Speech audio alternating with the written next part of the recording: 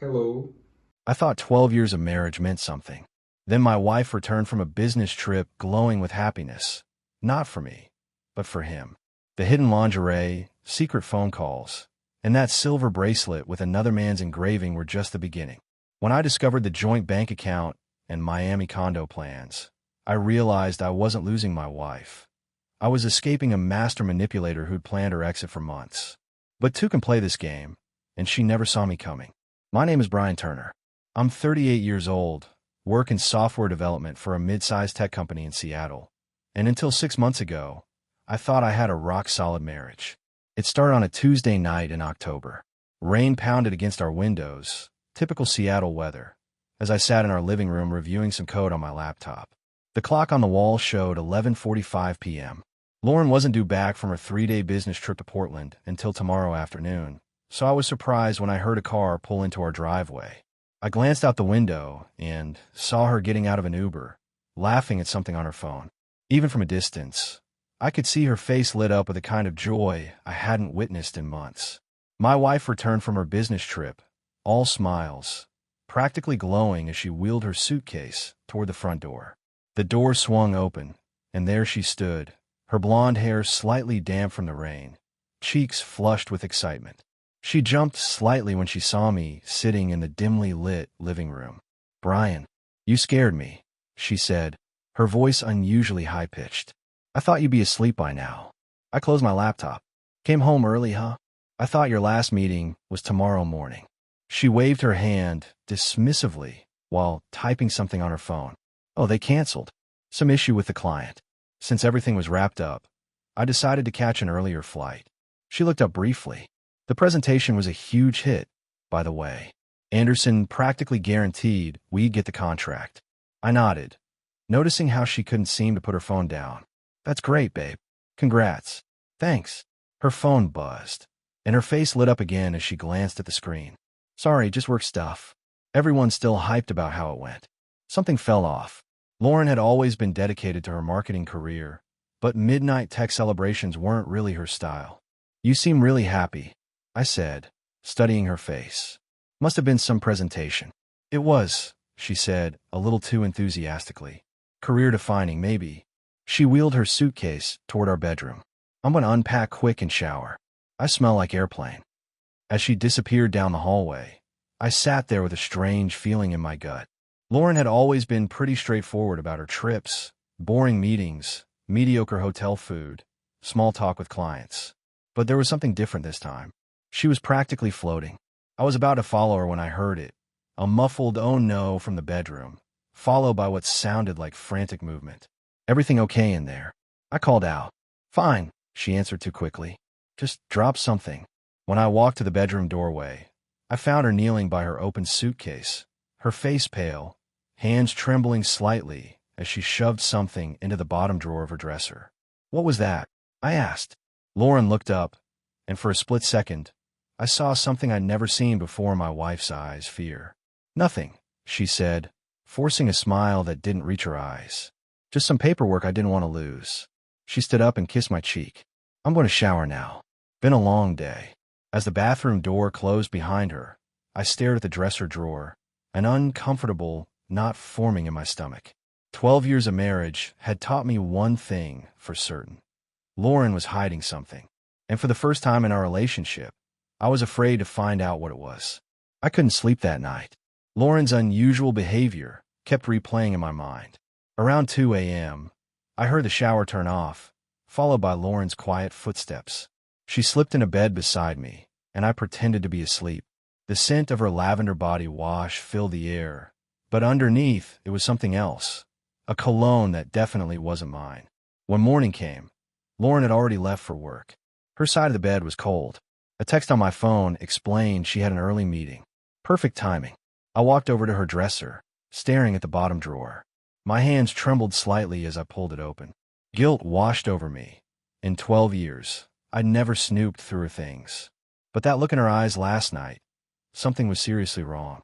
Underneath a stack of winter sweaters, my fingers touched a small velvet box. Not jewelry-sized, but larger, like it might hold a watch. I lifted it out, surprised by its weight. Inside was an expensive-looking silver bracelet with an engraving. "Forever starts now." Tea. Tea. I didn't know any tea. My stomach dropped. Below where the box had been was a handwritten note on hotel stationery. "Last night was incredible. Can't wait for Miami next month. 3 days, just us." It wasn't signed, but it didn't need to be. The flowing handwriting wasn't Lauren's. I sat on the edge of the bed, the evidence clutched in my hands. This wasn't some work thing. This was an affair. I carefully replaced everything, making it look untouched. Then I did something I'd never done before. I checked Lauren's iPad, which she'd left charging our nightstand. Her iCloud messages synced automatically. There he was. Tyler. Pages of texts, each more intimate than the last. Heart emojis. Late-night messages. Photos I couldn't bring myself to open. They'd been chatting for months. The most recent message from him, sent last night. Did he suspect anything? Her reply, not a clue. He never notices anything. I felt physically ill. 12 years of marriage, and she thought I was too stupid to notice her affair. Worse, she'd been right, until now. I took photos of the messages as evidence, then put everything back in place. My mind was racing. I needed more information, but also needed to be smart about this. If I confronted her now, she'd just deny everything. That afternoon, I made a call that changed everything. A private investigator named Victor came highly recommended for delicate domestic situations. His office was downtown, and he agreed to meet me that same day. It was time to find out exactly who Tyler was and how deep this betrayal went. Victor's office was tucked away in a weathered brick building downtown. The man himself looked exactly like you'd expect a PI to look, mid-50s, salt and pepper hair, and eyes that seemed to take in everything at once. "So your wife is having an affair," he stated matter-of-factly after I explained the situation. I winced at hearing it said out loud. "I think so. I need to be sure." Victor nodded. "People think they're careful, but they always make mistakes. Always." He pulled out a notepad. "I'll need her schedule, any information you have on this Tyler, access to your shared accounts, and anything else you can provide." I handed over a USB drive with everything I've found so far, photos of text messages, Lauren's work schedule for the next 2 weeks, and our cell phone records. "There's a number she calls almost daily," I said, pointing to the highlighted line on the bill. "Started about 3 months ago." Victor whistled as he looked at the call durations. 60-minute calls during lunch breaks. Definitely not work-related. He ran the number through a database. Tyler Reynolds, marketing executive at Stellar Brand. My stomach dropped. Stellar Brand was a client of Lauren's company. "Standard surveillance package is $2,500, Victor continued. "I'll track their movements, document any meetings, and provide photographic evidence if there is any." 2 days later, I was living in a strange purgatory, going through the motions with Lauren while knowing Victor was tracking her every move. I acted normal, kissed her goodbye in the mornings, asked about her day. Lauren seemed to buy my act. If anything, she became more affectionate, bringing home my favorite takeout and suggesting a weekend trip the following month. The guilt was written all over her, but I played along.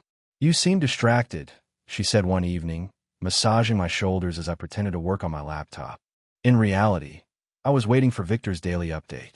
"Just a tough project at work," I lied, hating how easily the deception came. My phone buzzed with an incoming email. "Victor, bathroom break," I said, taking my phone with me. The email contained several photos of Lauren and a man I didn't recognize entering a boutique hotel downtown. Timestamp, that very afternoon, when she was supposedly at a client meeting. The final image showed them kissing in the hotel elevator. My hand shook so badly, I nearly dropped the phone. There it was, undeniable proof. The man who was destroying my marriage had a face now. I took a deep breath and returned to the living room, where Lauren was curled up on her couch, smiling at something on her phone. Probably texting him. "Everything okay?" she asked without looking up. "Fine," I replied, amazed at how steady my voice sounded when everything inside me was screaming. The game wasn't over. I needed to know how deep this went.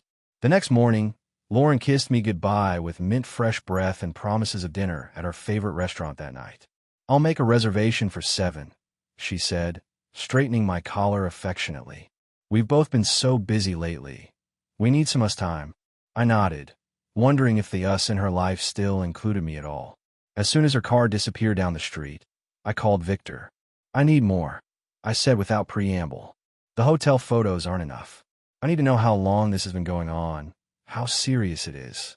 Already on it, Victor replied. I've got someone following Reynolds too, and I've been digging into their digital footprint. They've been sloppy. That afternoon, Victor sent a detailed report. Tyler Reynolds, 36, divorced, had joined Stellar Brand 8 months ago, right around the time Lauren's business trips started increasing. Their first documented meeting outside of work was at a conference in San Diego 5 months ago. But the bombshell came in the financial records. Victor had discovered a joint checking account opened 3 months ago, with both Lauren and Tyler's names on it. Small deposits made regularly, saving for something. Worse still was the email Victor had uncovered from Lauren's personal account, sent to a real estate agent in Miami. We're excited to view the waterfront properties next month. Looking for something modern, 2 BR minimum. Budget as discussed. I felt like I was falling down an endless hole. This wasn't just an affair. This was an exit strategy. When Lauren texted that she needed to cancel our dinner plans due to a client emergency, I almost laughed at the predictability. Victor confirmed she was with Tyler at his apartment. I used the evening alone to formulate my plan. Confronting her now would just lead to denials and half-truths. I needed to be strategic, to gather every piece of evidence before making my move. I also consulted with a lawyer friend who advised me to document everything and secure my personal finances immediately. Joint accounts can be drained without warning, he warned. Seen it too many times.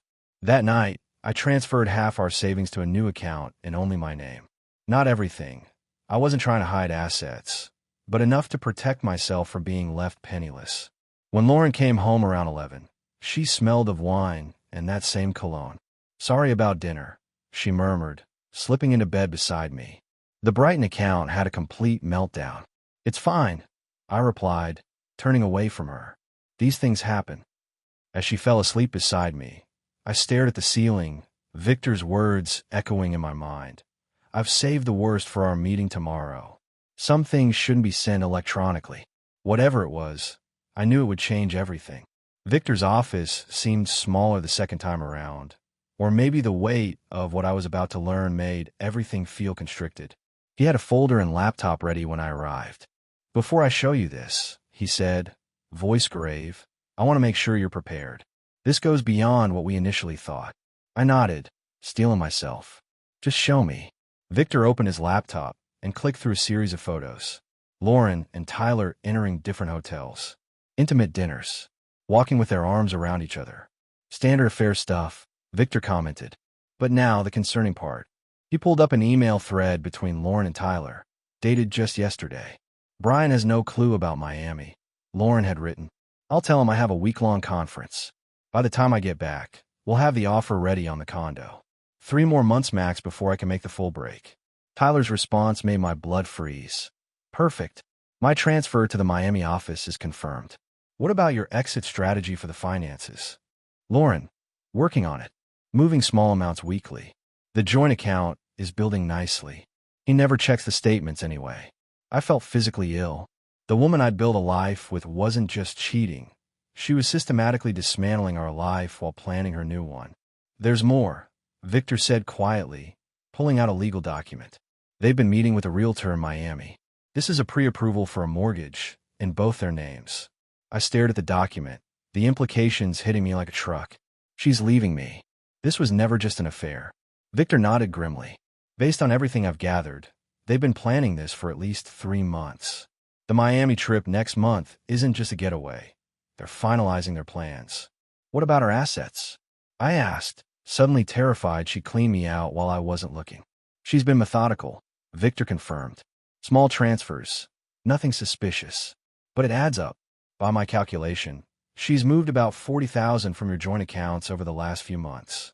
I remember the new car she'd insisted on buying last year, in her name only. The investment account she'd opened for tax purposes. It had all been leading to this. One last thing, Victor said, pulling out his phone. This is audio from a reservation they made at a restaurant in Miami for next month. He pressed play. Lauren's voice came through clearly. That sounds perfect. It'll be our first official dinner as a couple in our new city. No more hiding. I sat in stunned silence as Victor laid out my options. Confrontation, divorce, legal protections for remaining assets.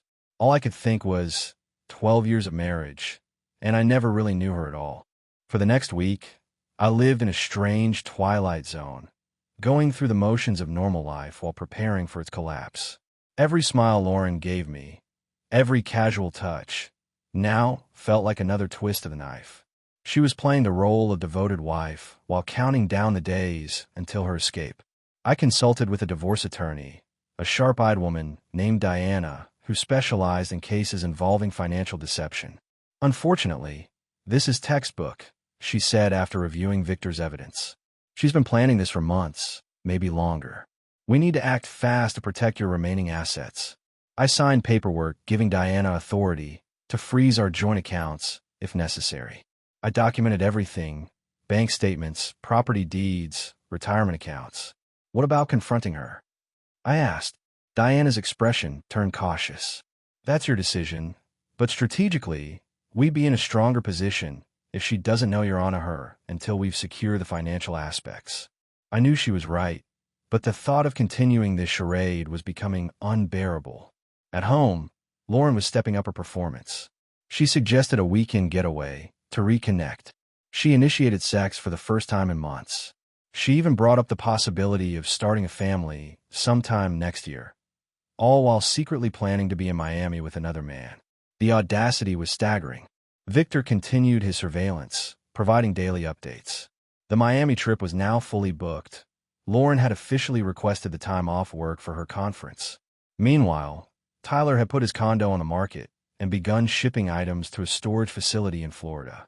They were really doing this. I carefully documented my own work schedule, creating a digital trail proving I'd been at the office during key times.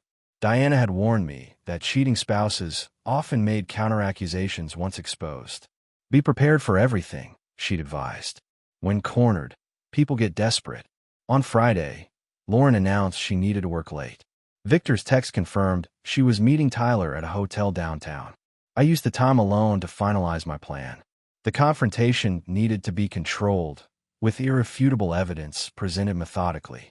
No room for denials or gaslighting. I arranged the printed emails, bank statements, and photos in a folder. I backed up Victor's recordings to multiple devices. I rehearsed what I would say, trying to find words for the magnitude of her betrayal. When Lauren returned home after midnight, I pretended to be asleep. She showered before coming to bed, washing away the evidence of her evening. Tomorrow was the day. I let her make her plans for the Miami trip, and then I'd show her exactly how clueless I wasn't. As she drifted off to sleep beside me, I stared at the ceiling, wondering how someone could lie so convincingly for so long to someone they once loved. Or maybe that was it. Maybe she hadn't loved me for a very long time.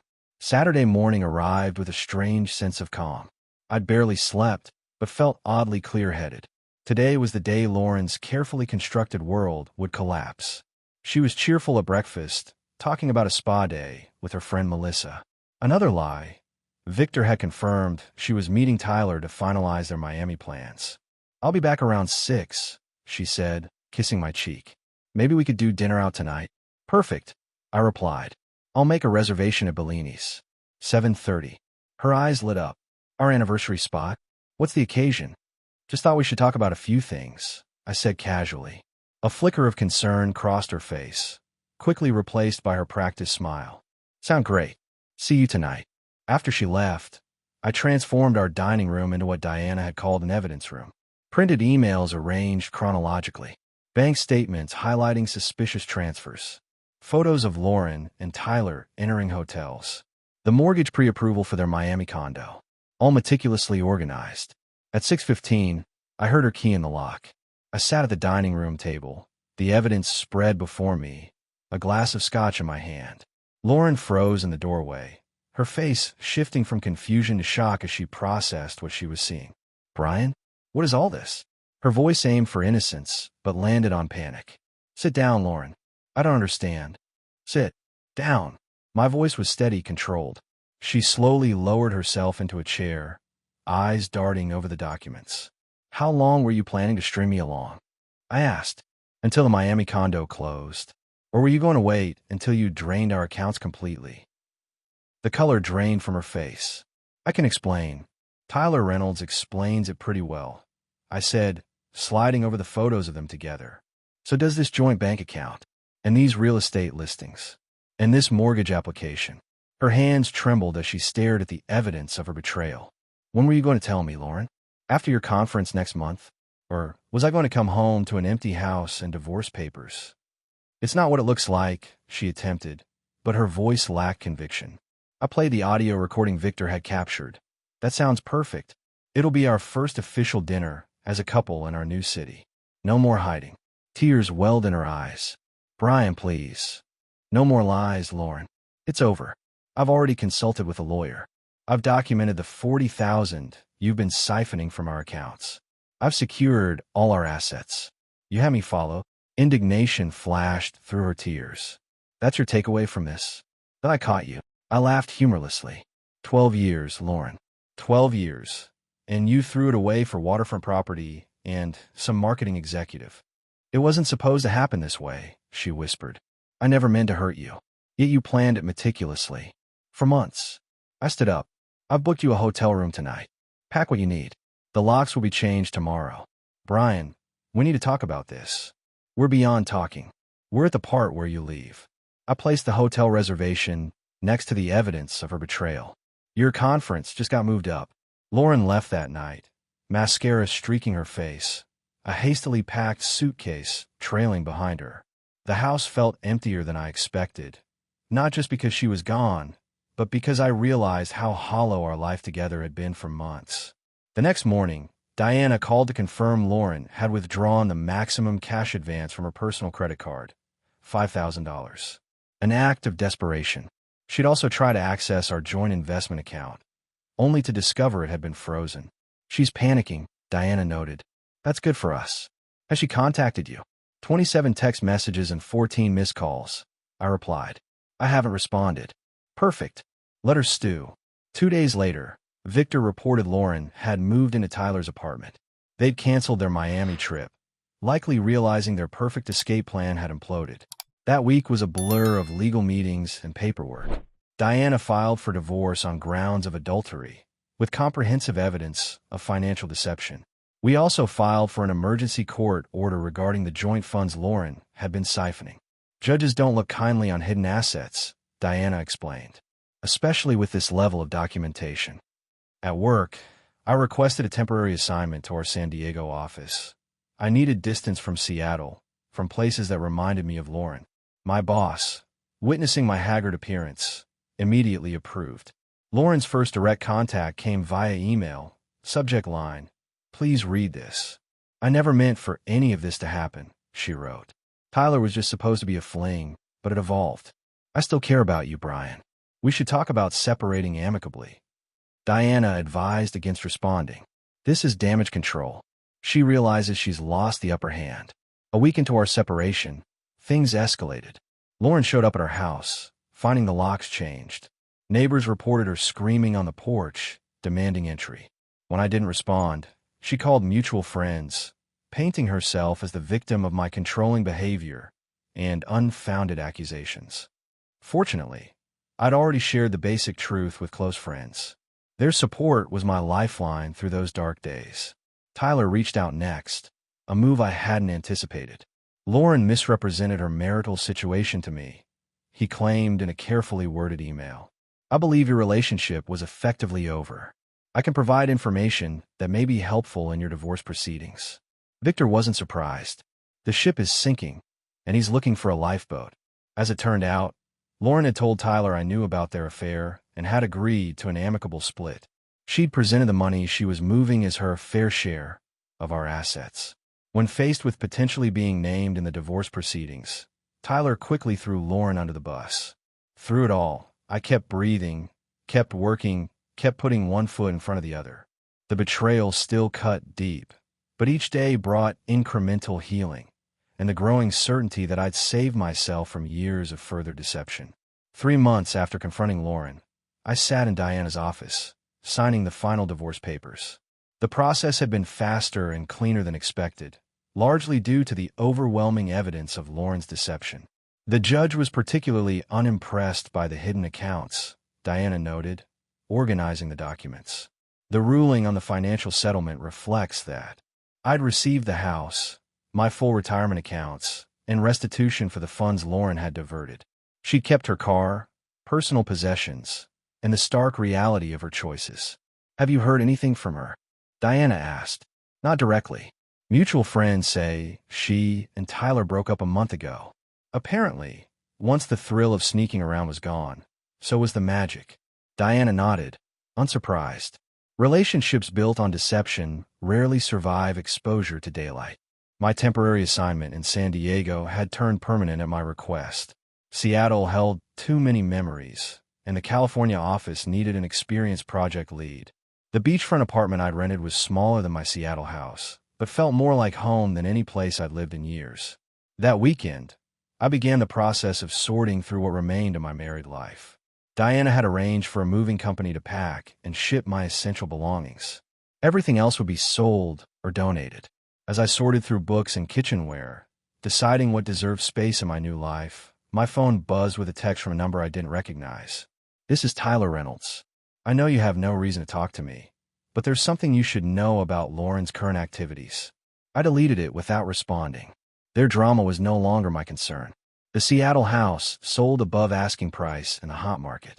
I donated most of the furniture to a shelter for domestic violence survivors, finding poetic justice in the gesture. Work became my sanctuary. I took on challenging projects, stayed late developing new systems, and slowly rebuilt my professional confidence. My personal life remained deliberately quiet. I wasn't ready to trust anyone.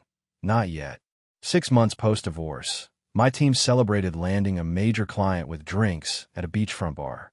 I was nursing a beer, half listening to office gossip, when a woman accidentally bumped into me, spilling her drink. "I'm so sorry," she exclaimed, grabbing napkins to blot my shirt. "No harm done," I assured her, helping clean up the spill. Her name was Abigail. She was a marine biologist at the nearby research center, had never been married, and laughed easily. We exchanged numbers, cautiously, with no expectations. 2 days later, we met for coffee. The conversation flowed naturally, without pretense or agenda. For the first time in nearly a year, I felt something long dormant stir back to life. Hope. I wasn't ready to fully trust again, not yet. But sitting across from Abigail, watching her describe her work with animated enthusiasm, I realized I was finally ready to try. 1 year after signing those divorce papers, I stood on the balcony of my San Diego apartment, watching the sunset paint the Pacific in shades of gold and crimson. So much had changed, yet sometimes I still woke up disoriented, momentarily forgetting the collapse of my marriage and the life I'd rebuilt from its ruins. The legal epilogue to Lauren's betrayal had concluded uneventfully. She'd contested nothing after Tyler's testimony corroborated the extent of her planning. The last I'd heard through mutual friends, she'd moved to Chicago, not Miami, and was working for a smaller firm. The grand escape plan had evaporated like morning mist. My career had flourished in San Diego. The change of scenery had sparked creativity I hadn't accessed in years, leading to a promotion and industry recognition for a major software solution my team had developed. And then there was Abigail. Our coffee date had led to dinner, then weekend hikes along the coast, then comfortable silences and meaningful conversations. We'd moved slowly, deliberately, both of us carrying lessons from past relationships. "What are you thinking about so intensely?" Abigail asked, joining me on the balcony with 2 glasses of wine. "How different life looked from a year ago," I answered honestly, accepting the glass. "How unexpected the journey has been." She smiled, understanding in her eyes. 6 months into our relationship, I'd shared the full story of Lauren's betrayal. Abigail had listened without judgment, then shared her own past heartbreaks. "To unexpected journeys, then," she said, raising her glass. We clinked glasses, watching the last sliver of sun disappear beneath the horizon. Later that evening, my phone buzzed with an email notification. It was from Diana, forwarding a message from Lauren. "I know it's been a long time," Lauren had written. "I've been doing a lot of thinking. A lot of therapy, too. I realize now how badly I hurt you. And while I know apologies can't change that, I need you to know I'm truly sorry for the pain I caused. I stared at the words, surprised by the lack of emotion they stirred. No anger, no lingering hurt, just acknowledgement of a chapter closed. Everything okay? Abigail asked, noting my expression. Yeah, I said, setting the phone down without responding to the email. Just the past saying goodbye. That night, as Abigail slept beside me, I reflected on the strange path life had taken. The betrayal that had once seemed like the end of everything had actually been the beginning of something authentic. Without Lauren's deception, I might never have found the courage to rebuild, to relocate, to open myself to new possibilities. In losing what I thought was essential, I discovered what truly mattered: integrity, self-respect, and the quiet joy of genuine connection. As I drifted towards sleep, I realized something surprising. I was actually grateful, not for the betrayal itself, but for the stronger version of myself that had emerged from its ashes. The man I'd become after surviving Lauren's betrayal was more authentic, more resilient, and ultimately, more capable of true intimacy than the man I'd been before. Sometimes, the harshest endings lead to the most beautiful beginnings. Bye.